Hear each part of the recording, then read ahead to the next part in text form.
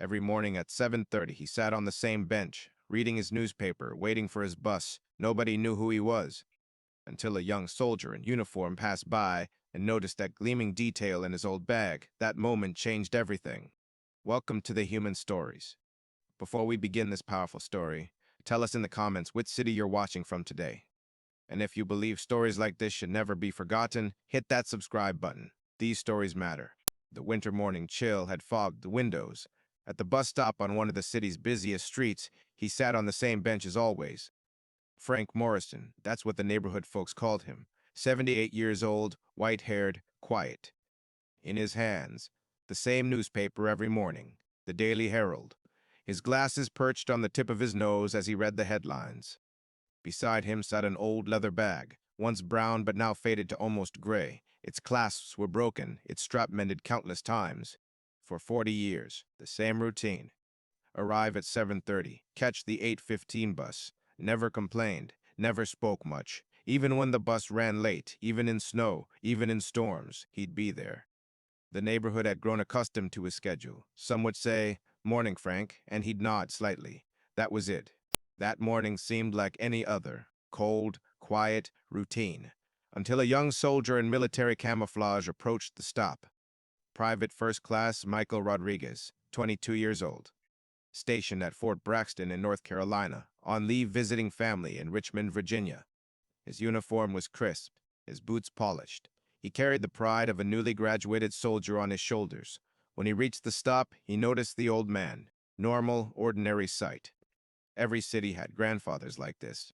But then he saw the bag. More precisely, the small metallic detail gleaming in the side pocket.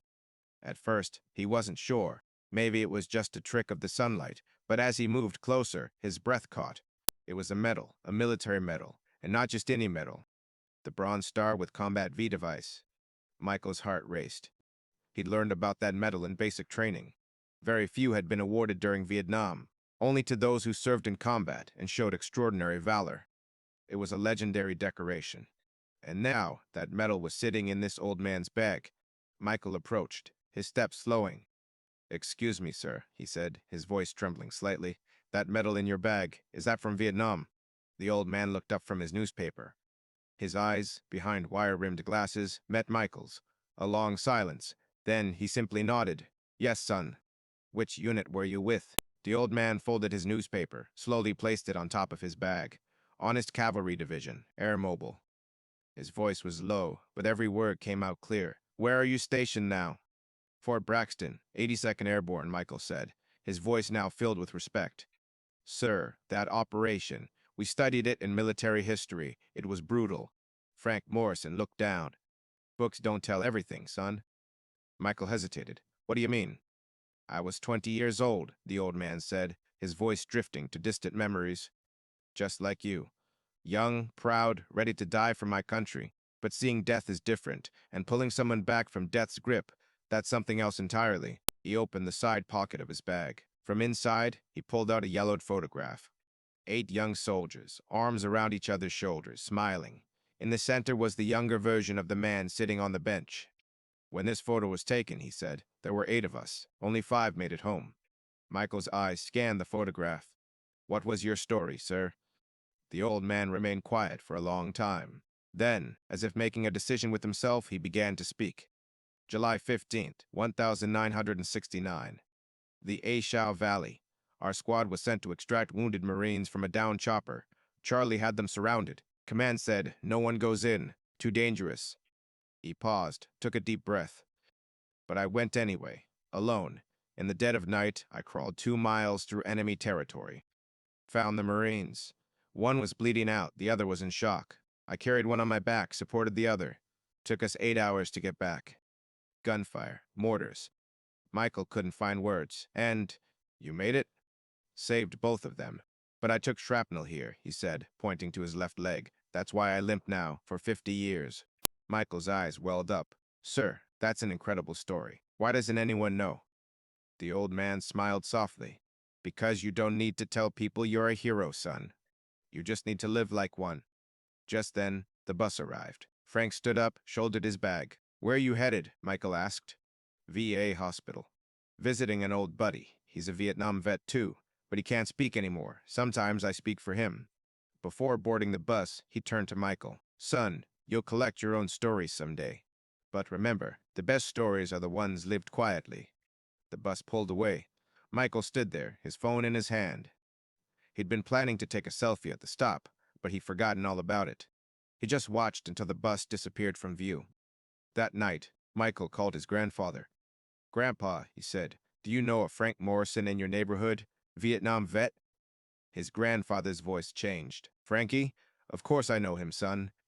He helped your dad find work when you were born, but he never talks about his story. He's been through too much. What kind of things? He was a hero in Vietnam, saved 2 Marines, but he never married. His fiancée died while he was overseas. He could never love anyone else. He's been alone for 50 years. When Michael hung up, his heart ached. The next morning, he got up early and went to the same bus stop. Frank was there as always. Morning, Mr. Morrison. Morning, son. Could I ride with you today? To the hospital? The old man looked surprised. Why would you want to do that? Because, Michael said, you don't deserve to be alone. From that day forward, every time Michael came home on leave, he'd go to that same stop. He'd sit with Frank Morrison, and they'd talk. Sometimes about war, sometimes about life, sometimes about nothing at all. And the neighborhood began to notice. First curiosity, then respect. As people learned who Frank Morrison really was, their treatment of him changed. The bus driver stopped charging him fare. The grocery store owner stopped adding to his tab. The barber gave him free haircuts. Frank, Michael said one day, does all this attention bother you? Frank smiled. No, son, it's just 50 years too late. But the most beautiful moment came during their visit to the hospital. Frank's old buddy, James, who couldn't speak anymore, saw Michael and his eyes lit up. He tried to communicate with hand gestures. Frank translated. He says, finally someone found you. That day, Michael understood that real heroes don't fight for medals. They fight for humanity. And the greatest victory isn't being remembered years later, but having lived a life worth remembering. Days passed. Michael's leave ended. As he prepared to return to his unit, he said goodbye to Frank. Frank, I'm leaving, but I'll never forget your story. Don't go forgetting it, son, the old man said. Remember it, because someday you'll be someone else's story. And from that day forward, that bus stop stopped being just a stop.